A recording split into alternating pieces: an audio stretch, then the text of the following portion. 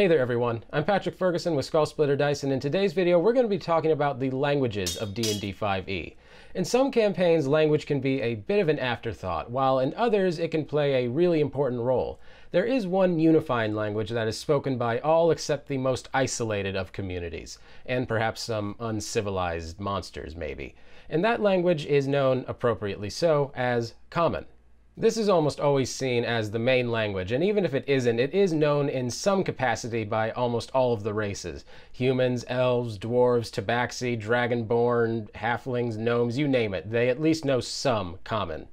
The majority of characters will start out knowing at least two languages, and through various other feats, backgrounds, and other potential backstory pieces, you can learn many more. And knowing multiple languages is helpful for things like solving puzzles in ruins, eavesdropping on conversations that people weren't aware that you could understand in the first place, or communicating with otherwise isolated tribes and communities. Having language play a major role in the campaign, even if just in small bursts, can create some really interesting hurdles to overcome, and it can also give use to some really popular spells like tongues or comprehend language that many warlocks and bards and other casters rely on.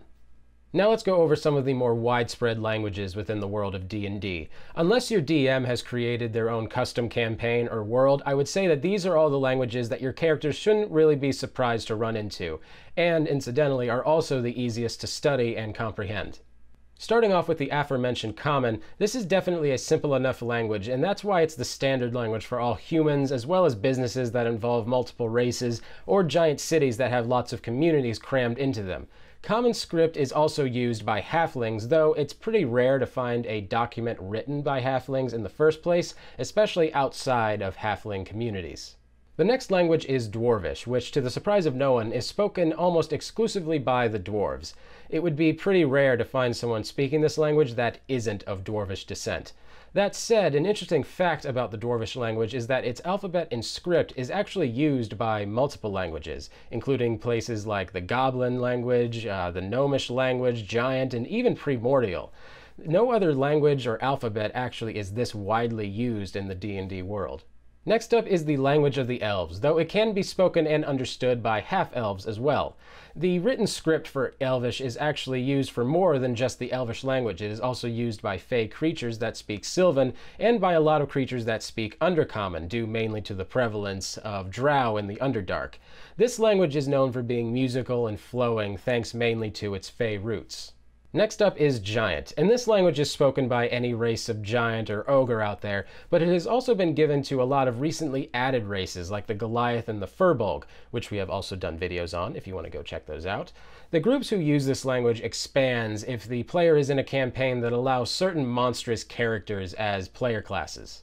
Next up is Gnomish, which is exclusively spoken by the Gnomes, and you probably won't hear it a whole lot, if not only because Gnomes are not really a common race in a lot of campaigns, but the language that they speak is unique to them, while their writing is actually done in Dwarven, and this is very good to keep in mind if you're ever communicating with deep Gnomes from the Undercommon who speak Undercommon and Gnomish languages, but can also write in Dwarven. Next up is Goblin, and for a lot of people this will come as a shock that goblins actually have their own language, but they do, and a lot of goblinoid creatures actually speak it. Although, depending on your DM, they might just allow them to speak a broken version of Common, so it kind of varies on who will get a lot of mileage out of this. Next up is Halfling, and this is an interesting language because despite being listed as one of the common or standard languages, Halflings tend to be very protective of their language and don't really teach it to a lot of non-Halflings. While known for being social, they are often social in Common or some other language that allows them to guard their language from anyone that isn't, well, a Halfling, really. They also tend to be much more of an oral history society as opposed to a written history society, which is why they tend to write in Common whenever communicating with people.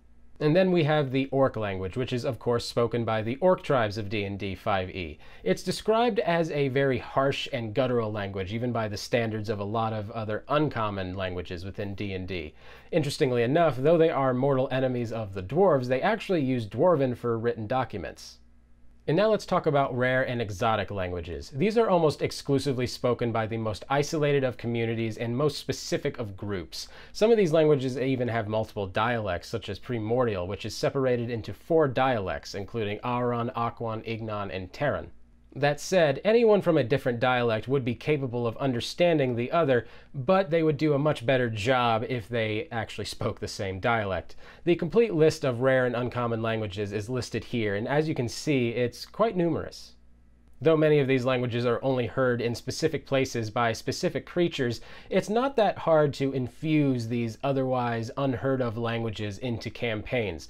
Just because they're not heard by the general public of a D&D world does not mean that they would be uncommon to the average adventurer, for instance. Draconic could show up if you're dealing with kobolds, Dragonborn, or even just dragons, and even Sylvan could show up if you're dealing with fey creatures. There's an almost infinite amount of ways you can incorporate even the most rare of languages into a D&D campaign. Just know that the average person that you talk to is not going to know what these languages are.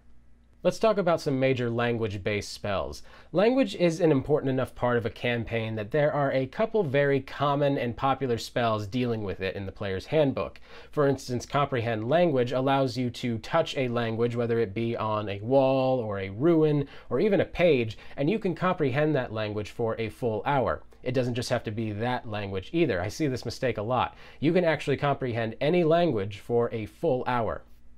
Tongues is basically the spoken version of that spell, where you're able to walk up and touch a creature and then understand the spoken language.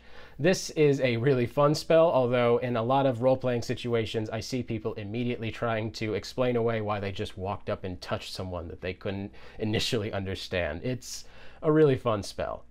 Before we wrap this video up, I do want to briefly talk about Thieves' Cant, as I see a common misconception that it's its own language, although I do understand where that confusion comes from. It's not its own language so much as it is a coded language, or a cipher, if you will. Someone could say to someone else that knows Thieves' Cant, "The harvest was quite good this week, wouldn't you say?" And the average person might not know what they're implying, although someone that knows Thieves' Cant would understand that that means you're being followed, or something along those lines. It's not any particular language, and because spells can allow you to understand other languages and things like that, I think it's an important distinction to make right off the bat. It's not a language, it's just a way for assassins, thieves, and people like that to keep their secrets. As I said at the beginning, language can be either a big part of your campaign or just something that adds some extra flavor to your characters. Although there is no right or wrong way to implement anything into your campaign, I would say that you're missing out if you don't at least try to make language a hurdle or some sort of occurrence within your story.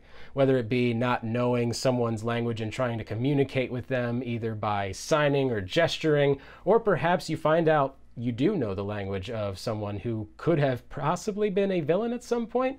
There are so many ways you can implement language in a very interesting way into your story, and I think you're doing yourself a disservice if you don't at least try. In fact, I think even with characters that there should be at least some kind of thought into what languages you pick. That shouldn't be something that you do at random. Thank you guys so much for watching this video. I really appreciate it. Be sure to like and subscribe because we put out new videos like this every week. There's no doubt some videos floating around here up in the video itself that you should definitely click on.